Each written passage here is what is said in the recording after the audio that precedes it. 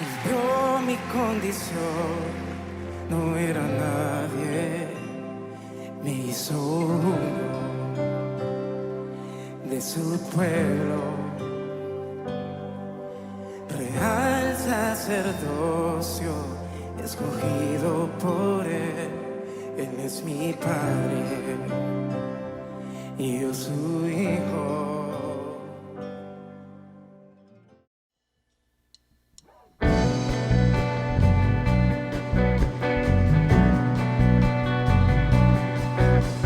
La única razón de mi adoración eres tú, mi Jesús. El único motivo para vivir eres tú, mi Señor. Mi única verdad está en ti, eres mi luz y mi salvación.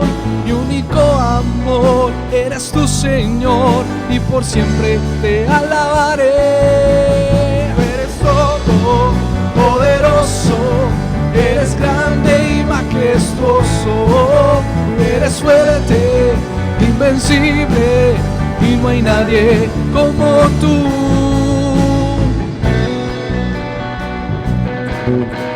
La única razón de mi adoración eres tú, mi Jesús. El único motivo para vivir eres tú, mi Señor. Mi única verdad está en ti, eres mi luz y mi salvación. Mi único amor eres tu Señor, y por siempre te alabaré. Tú eres todo poderoso, eres grande y majestuoso, eres fuerte, invencible, y no hay nadie como tú. Tú eres todo poderoso, eres grande y majestuoso, eres fuerte, invencible, y no hay nadie como tú.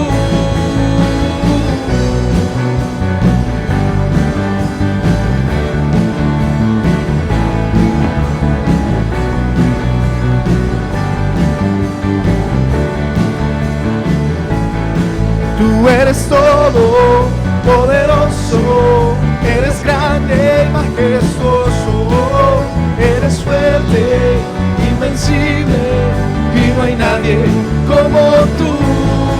Tú eres todo poderoso, eres grande y majestuoso, eres fuerte, invencible, y no hay nadie como tú.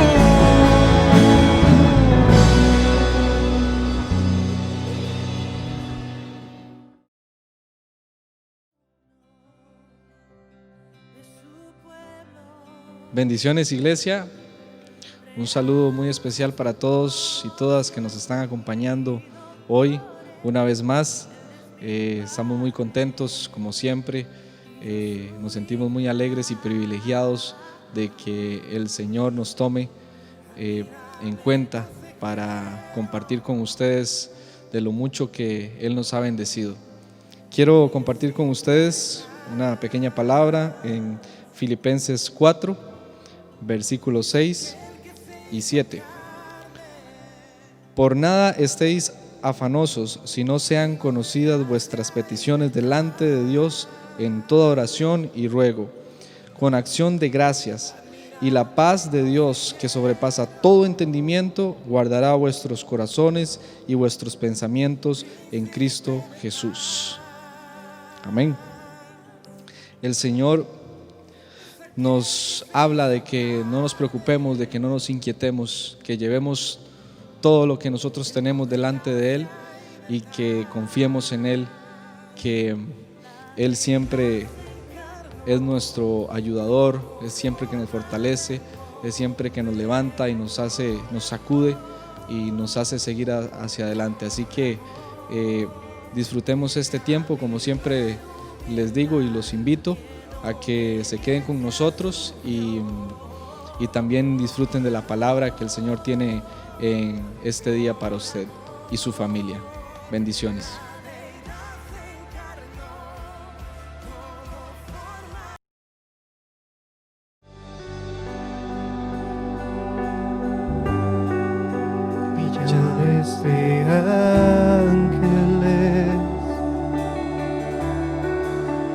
humillados están. Sí, Señor. Gritan santo, santo a su majestad.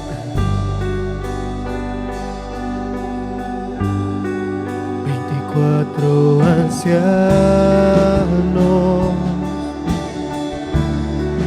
humillados están.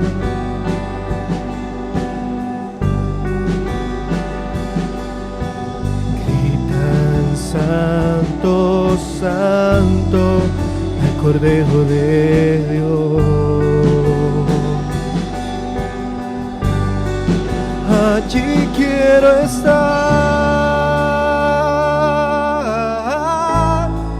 allí quiero estar,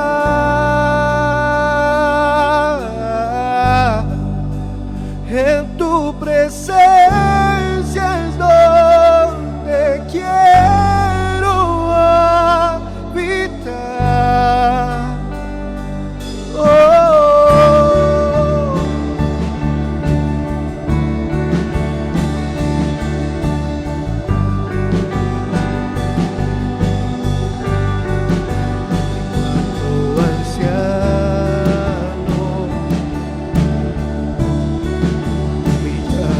Está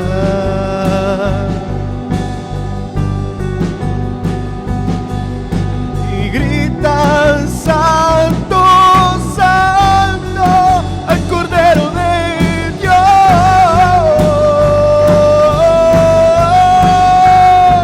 Allí quiero estar. Allí quiero estar.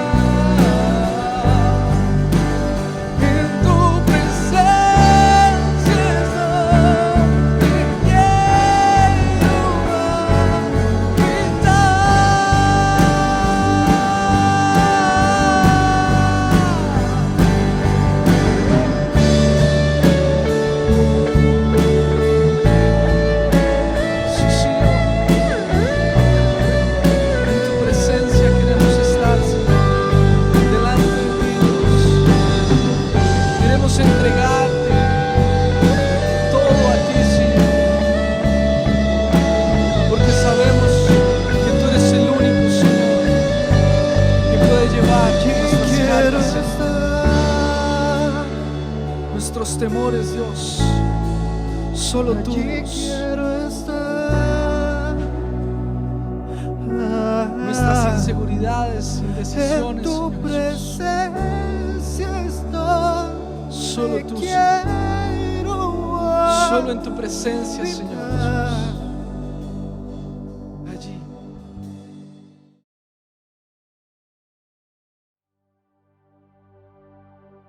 Bendiciones, bendiciones, muchas gracias. Enormemente estamos agradecidos con Dios por permitirnos estar y llegar hasta usted y poder compartir unos minutos de la palabra bendita de Dios. Permítame un momento hablar con Dios y orar por usted, por su familia, unos segundos. Nuestro Dios y Padre Celestial, en el nombre de Jesucristo, Señor, tomamos el momento para orar por todas las personas que nos están siguiendo en esta ocasión desde el seno de su casa, en el lugar donde se encuentran. Señor, le bendecimos, oh Dios, su hogar, su familia y toda la obra de su mano sean puestas en ti.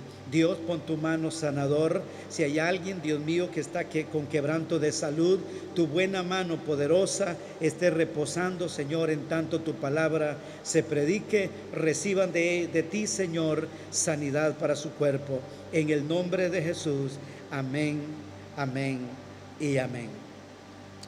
Qué hermoso privilegio es hablar con usted, tomar este tiempo y compartir la palabra. En verdad, externo mi gran agradecimiento por seguirnos y muy gentilmente estar domingo a domingo con nosotros en esta transmisión.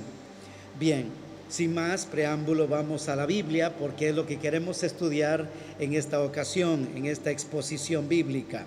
Yo le llamo a la exposición o al tópico Soledad de Jesús. Para esto te invito a buscar en su Biblia Mateo capítulo 26 y específicamente del versículo 32 en adelante. Voy a intentar leer así como está escrito en mi Biblia, la versión Reina Valera. Dice así: cuando salían, hallaron a un hombre de Cirene que se llamaba Simón. A este obligaron que llevase la cruz. Y cuando llegaron a un lugar llamado Gólgota, que significa lugar de la calavera, le dieron a beber vinagre mezclado con hiel. Pero después de haberlo probado, no quiso tomarlo o beberlo. Cuando le hubieron crucificado, repartieron entre sí sus vestidos, echaron suerte para que se cumpliese lo dicho por el profeta: partieron entre sí mis vestidos y sobre mi ropa echaron suerte. Y sentándose le guardaban allí y pusieron sobre su cabeza su causa escrita: este es Jesús, el Rey de los judíos. Entonces crucificaron con él a 2 ladrones, uno a la derecha y otro a la izquierda. Y los que pasaban le injuriaban meneando la cabeza, diciendo: tú que derribas el templo y en 3 días lo reedificas, sálvate a ti mismo si eres hijo de Dios, desciende de la cruz. De esta manera también los principales sacerdotes, escarneciéndole con los escribas y los fariseos y los ancianos, decían: a otro salvó y a sí mismo no se puede salvar. Si este es el Rey de Israel, desciende ahora de la cruz y creeremos en él. Confió en Dios, líbrele ahora si le quiere, porque ha dicho: soy hijo de Dios. Versículo 44, leemos hasta el 46. Dice: lo mismo le injuriaban también los ladrones que estaban crucificados con él. Y desde la hora 6ª hubo tinieblas sobre toda la tierra hasta la hora 9. Cerca de la hora 9 Jesús clamó a gran voz diciendo: Elí, Elí, lama sabactani. Esto es: Dios mío, ¿por qué me has desamparado? En este texto que leímos, quisiera enfocarme al título del tópico que le expondré ahora: Soledad de Jesús.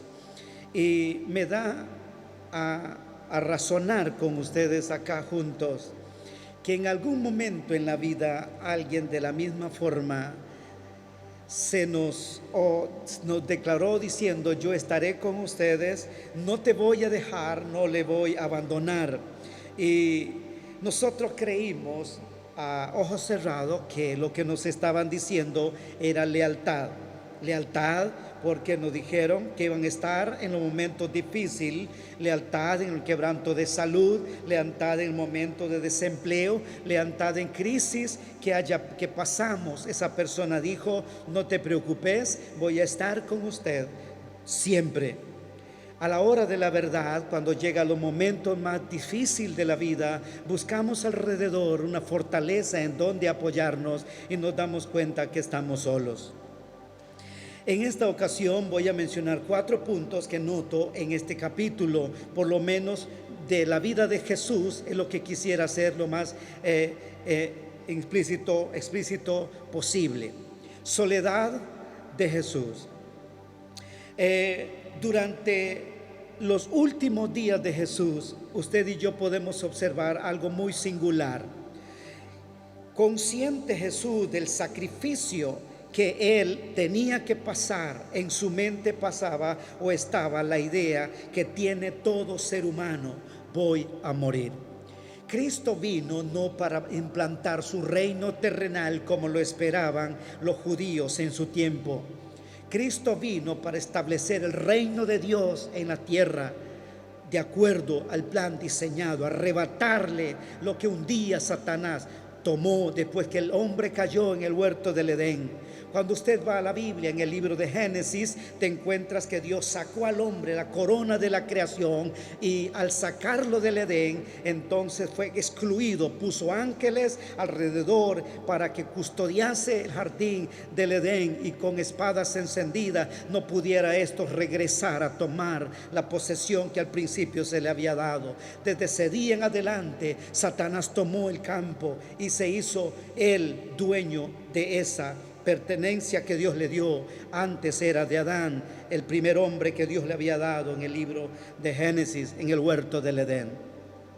Tomando como base ese punto de partida, ahora nos encontramos a Jesús. Jesús no vino a establecer su reino como lo deseaban los judíos, que pudiera estar a la altura de armar un ejército de humanos para ir a combatir al reino romano, al imperio romano. Puede ser Domiciano, puede ser Nerón, cualquiera de estos que estaban allí, tal vez los gobernantes que estaban en su tiempo, todo del imperio romano. Ellos esperaban que viniera un mortal, alguien que viniera según las profecías de Isaías a sacarlos de allí, de esa esclavitud de los romanos. Pero Cristo ahora viene como cualquier otro mortal. Cristo viene al mundo como un ser humano normal. La Biblia dice que de repente una estrella guió a los que estaban allí, a los magos, y fue hasta donde estaba Cristo y reposó allí en esa dirección, y fue el mensaje angelical que ellos mismos dijeron: os ha nacido hoy en la ciudad de David un Salvador, que es Cristo el Señor. Era una noticia de gozo para todos los judíos. Cristo comienza su ministerio con esplendor cuando la declaración de Juan el Bautista en el río Jordán: ¿qué es lo que ustedes ven? He aquí lo que viene, el que viene es el Hijo de Dios, he aquí el Verbo de Dios, he aquí el Cordero de Dios que quita el pecado del mundo. Comienza el ministerio de Jesús de una manera maravillosa, y comienza él a entrar luego a los 12 años en el templo, y comienza a abrir la palabra, los escritos de la Biblia, y le dice: hoy se ha cumplido esta palabra, hoy. Bendito el nombre de Jesús. Entonces la Biblia nos enseña que comienza Jesús a desarrollar su ministerio.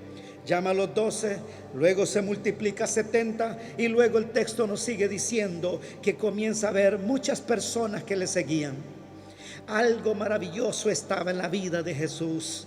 Por donde quiera que caminaba Jesús a sus 32 años, veía personas que le rodeaban, personas que le seguían, porque había algo en su mirada, algo en su voz, algo en su trato, algo había en esta persona que no había en los escribas y fariseos, que había en la vida de Jesús, algo que la humanidad necesitaba: el poder de Dios. Esa presencia de Dios que estaba en Jesús era tal que los demonios, cuando lo veían, decían: ¿por qué vienes a mí antes de tiempo, a atormentarnos antes de tiempo? En Jesús había algo diferente que no tenía cualquier otro ser humano.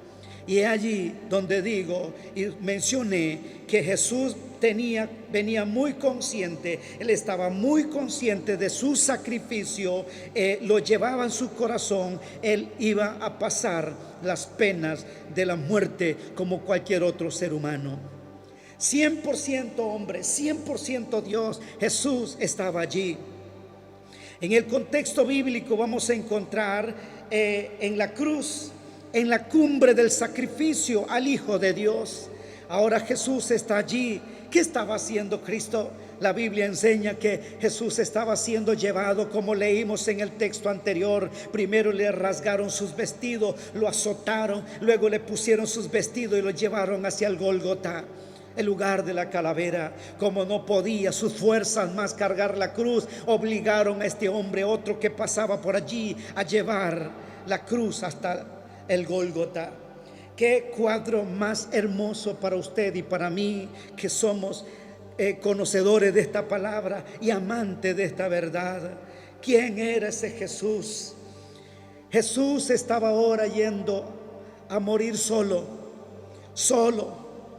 Cuando leo de hombre insigne como Sócrates, que fue filósofo griego, considerado entre los occidentales y universales como los maestros de Platón y Aristóteles de la ciencia antigua, él murió siendo rodeado de amigos. Cristo no murió rodeado de amigos, sino de dos personas que estaban allí. Los dos ladrones no eran amigos de Jesús. Y esto es interesante que veamos en la Biblia. Mientras otros mueren rodeados de amigos, Cristo estaba muriendo aquí solo. No estaban los discípulos, no estaba su madre, no estaban los amigos, no estaban las personas que dijeron: yo voy a estar contigo hasta la cruz o hasta la muerte. Hasta el mismo Padre en la hora suprema le negó el resplandor de su gloria. Y aquí dije que 4 puntos voy a mencionar, y el número 1: Cristo murió solo, sin la multitud. Aquel hombre popular, aquel Jesús popular, ¿qué se hizo el montón de personas que le seguían? ¿Dónde estaba la gran multitud que cuando él pasó una barca, se montó una barca y se fue a dormir? Le dijo a los discípulos: pasemos al otro lado. Cuando él llegó al otro lado, ya la gente habían pasado por toda la ribera, habían agarrado el Tajo más cerca. Lo importante es que ya estaban esperándole al otro lado. Esa multitud que apretaba a Jesús, que impedían que el paralítico tuviera sanidad, que el cojo recibiera vista, que el mudo hablara, que los sordos oyeran. Esa multitud que esperaban de Dios su milagro, ¿qué se hicieron? No estaban en este momento de la verdad. Iban por todas partes a escuchar a Jesús y estaban dispuestos hasta el sacrificio de ir con Cristo. Pero ahora le estaban dejando solo. Ya no estaba ahí con ellos. La multitud le había abandonado. Ya no estaba con Jesús. Allí encontramos otra realidad. La multitud le abandonó. Unos le hicieron por traición, otros lo hicieron por cobardía, otros lo hicieron por decepción, pero abandonaron a Jesús. En medio de los momentos más difíciles, y aquí la aplicación para tu vida y la mía, cuando está todo a nuestro favor, cuando la vida nos sonríe, cuando tenemos salud, cuando todo está bien, estamos bien económicamente, laboralmente, estamos bien, es fácil para nosotros omitir estos detalles de la presencia de Jesús. Es fácil cantar, adorar en medio de estas cosas, pero cuando viene la dificultad, es ahí donde nosotros nos encontramos solos. ¿Quién está con nosotros en medio del dolor? Solo Jesús está contigo. Cuando usted busca desesperadamente respuesta a tu problema y no hay quien te dé respuesta, ahí está Jesús. Es el único que dijo: no te dejaré ni te desampararé. Y me recuerda bien las palabras que Dios le dijo a Josué cuando se llevó a su siervo Moisés. Le dijo: mi siervo Moisés ha muerto, pero ahora te toca a ti. Le dijo solamente: esfuérzate y sé valiente, y nunca se aparte de ti estas palabras de tu boca, la palabra, los mandamientos de Dios. Entonces es aquí donde me encuentro. La multitud abandonó a Jesús. No permitas abandonar a Cristo por nada. Siga al Señor hasta la muerte. Número 2, la multitud dejó a Jesús. Número 2, los discípulos dejaron a Jesús. Qué triste, qué cruel este evento tan extraño que encontramos en la Biblia. Aquellos discípulos que uno de ellos alardearon sacando una espada y haciendo una obra majestuosa, queriendo quitarle la cabeza al pobre Malco. Este se agachó y solamente su oreja le pudo quitar. Enorme. Es para aplaudirle, es para decir: qué hombría, qué persona más inteligente, qué hombre más de coraje. ¿A dónde estaba Pedro? ¿Qué se hizo Pedro? ¿Dónde estaba Juan, que vivía recostado a los pechos de Jesús, que con frecuencia estaba al pecho de Jesús y era llamado el discípulo amado? ¿Dónde estaba Juan? ¿Dónde estaba Pedro? ¿Dónde estaban todos los demás? La misma madre de Jesús que se hizo, ¿dónde estaba en el momento de la verdad? La Biblia dice que la madre y los discípulos le seguían de lejos, pero con él, ahí donde estaba con él, ¿quién le dio cuando pidió agua? ¿Quién le dio agua? Nadie. ¿Por qué? Porque él estaba muriendo solo, sin la multitud y sin los discípulos. Los amados discípulos le habían abandonado por negligencia. Ellos no se habían preparado. Si usted lee antes de esto, dice el texto que comenzó Jesús, lo llevó a orar y le dijo: vele y ore para que no entre en tentación. Y cuando regresó después de 2 y tercera vez, los encontró haciendo las mismas cosas. Estaban durmiendo. Entonces le dijo: ya duerman, porque se acerca el que me entrega. El momento oportuno para el pueblo de Dios, para usted y para mí, que es el mantenernos haciendo esas dos cosas que Jesús dijo: velad y orad para que no entréis en tentación. Los discípulos abandonaron a Jesús. Cuando vieron que llegaron los soldados, abandonaron a Cristo. Pedro, cuando vio una jovencita llegando y lo señaló y le dijo: eres uno de ellos, tú eres uno de ellos, hablas igual, tu comportamiento es igual. Él dijo toda cosa en contra de Jesús, negando a Jesús. Mi vida no puede negar a Jesús. Tú no puedes negar a Jesús. Se puede perder un empleo, pero Dios nos da más. Se puede perder la salud, pero Dios, no podemos perder la presencia de Jesús en nosotros. Jesús fue abandonado por la multitud. Jesús fue abandonado por los discípulos. Esta actitud cobarde hizo que ellos huyeran. Yo no conozco, yo no sé quién es esa persona que está ahí, no sé de quién está hablando, no le conozco. Y dice que se fue. Jesús estaba viendo perfectamente quién era cada uno de ellos, entre el deber y el dolor. Nosotros no podemos abandonar a las personas. El Señor no nos abandona a nosotros. Cristo murió por nosotros, solo, abandonado por la multitud, abandonado por los discípulos. Y número 3, este número 3 dice: fue abandonado por el Padre. El texto que leímos dice que cerca de la hora novena exclamó: Elí, Elí, lama sabactani. Observe conmigo que está en signo de exclamación. Lama sabactani es una pregunta.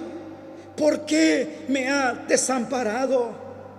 ¿Por qué me has abandonado? Me imagino que Jesús pasaba por su mente solamente tomando el texto de aquel del libro el libro de Juan, capítulo 16, el versículo 32, cuando Jesús aseguró y dijo: he aquí, la hora viene y ha venido ya, en que seréis esparcidos cada uno por su lado y me dejaréis solo. Y Jesús dijo: mas no estoy solo, porque el Padre está conmigo. Ahora el Padre le da la espalda. Jesús no cuenta con la presencia de su Padre. Entonces me digo: esperó de la multitud, le falló. Esperó de los discípulos, le falló. Ahora espera del Padre y el Padre le da la espalda. ¿En quién iba a esperar Jesús? ¿Sabe por qué Dios le dio la espalda? ¿Sabe por qué Jesús o Dios le dio la espalda a su Hijo? Porque Dios estaba viendo no a su Hijo amado, aquel verbo de Dios, aquella palabra hecha carne, aquel verbo que vino a vivir tomando forma de hombre. Esa era la gloria de Dios. Dios quitó la gloria de que veía y estaba en su Hijo, porque Dios no tiene relación con el pecado. Dios ama al pecador, sí, pero aborrece el pecado.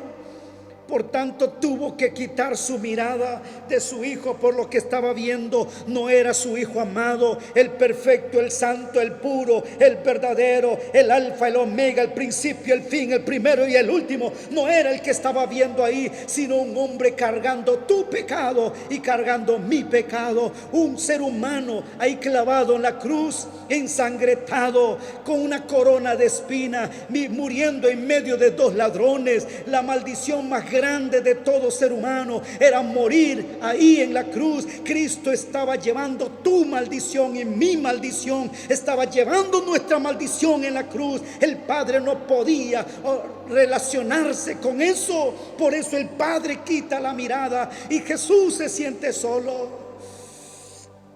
Cristo se siente solo y exclama: consumado es. Bendito el nombre de Jesús. El Padre Dios abandonó a su Hijo mientras cargaba el pecado tuyo y el pecado mío. No tenemos excusas delante de Dios. Somos culpables, usted y yo somos culpables de la muerte de Jesús. Si alguien merece morir por el pecado, somos nosotros.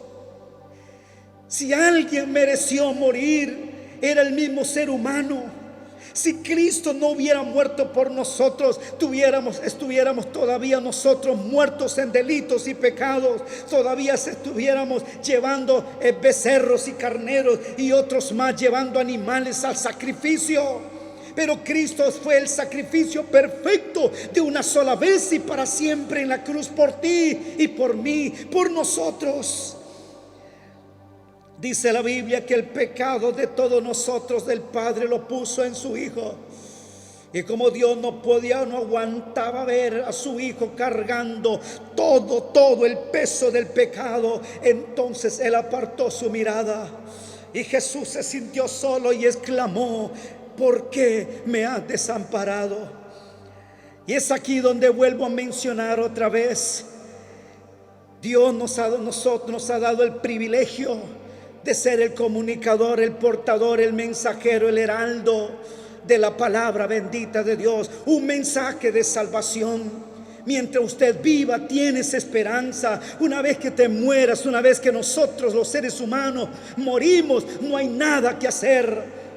No es la doctrina que nos enseñan por otro lado. No es verdad. Cuando usted y yo nos encontremos cara a cara, frente a frente, esta bendita palabra nos dice que usted y yo vamos a enfrentarnos cara a cara delante de Dios. Ahí no hay un punto medio. Ahí no hay un punto de que vamos al purgatorio y ahí purgamos nuestros pecados. Es una mentira del diablo. Eso no es verdad. Hay cielo y hay infierno, y el ser humano se va a encontrar de acuerdo a su decisión. Usted y yo elegimos dónde vivir la eternidad, si en el infierno o en el cielo. Usted y yo lo decidimos. Pero somos culpables. ¿Por qué? Porque nosotros, por nuestros pecados, Cristo murió en la cruz. Somos culpables de la muerte de Cristo en la cruz. Nadie es más culpable que usted y yo. El Hijo de Dios tomó tu lugar, tomó mi lugar, y no hay excusas. La Biblia dice que el Padre no pagará el pecado del Hijo, ni el Hijo pagará el pecado del Padre. Cada quien pagará por su pecado. Jesús cargó tu pecado, Jesús cargó mi pecado y lo llevó a la cruz. Y cuando dije que somos privilegiados, es porque los ángeles anhelan bajar a la tierra y predicar el evangelio, pero Dios no le da permiso. ¿Y sabe por qué Dios no le da permiso? Porque los ángeles no tienen sentimiento. En el momento que predican la palabra, predican a este Cristo que murió en la cruz, y algún mortal a quien ellos le predicaran, dijeran no, morirían al instante. Porque si dos solamente quemaron a Sodoma y Gomorra, imagínate millones de ángeles bajando a la tierra y predicando el evangelio. No tienen sentimientos. Ellos están para ejecutar los juicios de Dios. En el Antiguo Testamento los ángeles se dirigieron a una ciudad y estaban matando a miles de personas. Iban directo a la ciudad a matar a todos los que estaban allí. No lo hicieron porque Dios se le interpuso y le dijo: no lo haga. Si no es Dios que lo detiene, usted y yo no podemos detener esto. Pero Dios está diciéndonos hoy: Cristo venció en la cruz. Cristo murió, cierto, pero así Él lo dijo: es necesario. Jesús dijo: derribe este templo y yo en 3 días lo vuelvo a reedificar. A los 3 días Cristo volvió a resucitar.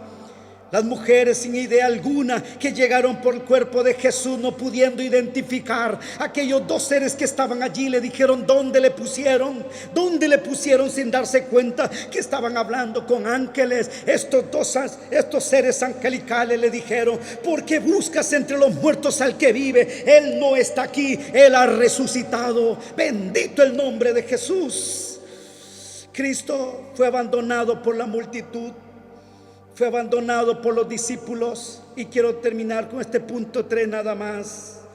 Cristo fue abandonado por su Padre, pero Dios manifestó su gloria levantándole de los muertos. Y cuando estaba en una reunión con los discípulos, comenzó a violar la ley de la gravedad y pronto fue llevado al cielo y una nube le ocultó de los ojos. Y nuevamente los ángeles se pararon arriba y le dijeron: varones Galileo, ¿qué estáis mirando al cielo? Ese mismo Jesús que ustedes vieron ir al cielo, así mismo como le vieron ir, así también vendrá. Y Él viene por ti y viene por mí. Es el tiempo que le des tu vida al Señor. Es el tiempo que te vuelvas a Dios. Es el tiempo que abraces a Jesús. Si Él murió solo en la cruz, porque ahí quería vencer la muerte, ahí venció la muerte, ahí venció el pecado, ahí venció la enfermedad, ahí venció todo por ti y por mí. Solo tienes que hacer una cosa: ese Jesús no vino a establecer su reino como lo esperaban los judíos de su tiempo. Vino a establecer el reino de poder y gloria. Aquel que dijo: quédese en Jerusalén hasta que sean investidos del poder de Dios. Y se quedaron allí, y luego en el aposento alto vino el derramamiento maravilloso del Espíritu Santo, y fue algo que fueron empoderados y fueron esparcidos por todos lados. Ese Cristo tiene poder para librarte, para sanarte, para limpiarte, para guardarte. Ese Jesús murió por ti. Ese Jesús murió por mí. Cristo murió por ti. Sin importar lo que hayas hecho, Él te ama. Él te ama. A Dios no le interesa los pecados que hayas cometido. A Dios le interesa que hoy usted le reconozca como el Señor de su vida. Di conmigo: Señor Jesús, te entrego hoy mi vida, te entrego mi corazón. Perdóname por haber resistido a tu voz. Has hablado a mi corazón en este día. Ya no voy a huir más. Sé que me estás hablando a mí. Ya no voy a rehuir más. Escribe por favor mi nombre en el libro de la vida. En el nombre de Jesús te pido que me perdones de todo corazón mis pecados. En el nombre de Jesús. Amén, amén y amén. Dios te bendiga. Dios te bendiga. Muchas gracias por estar con nosotros, y comparta esto con alguien que también significa mucho para usted, para que también escuchen que el Señor le ama y todavía mientras vivimos hay esperanza. Una vez muerto no hay nada que hacer. Dios les bendiga. Muchas gracias. Bendiciones.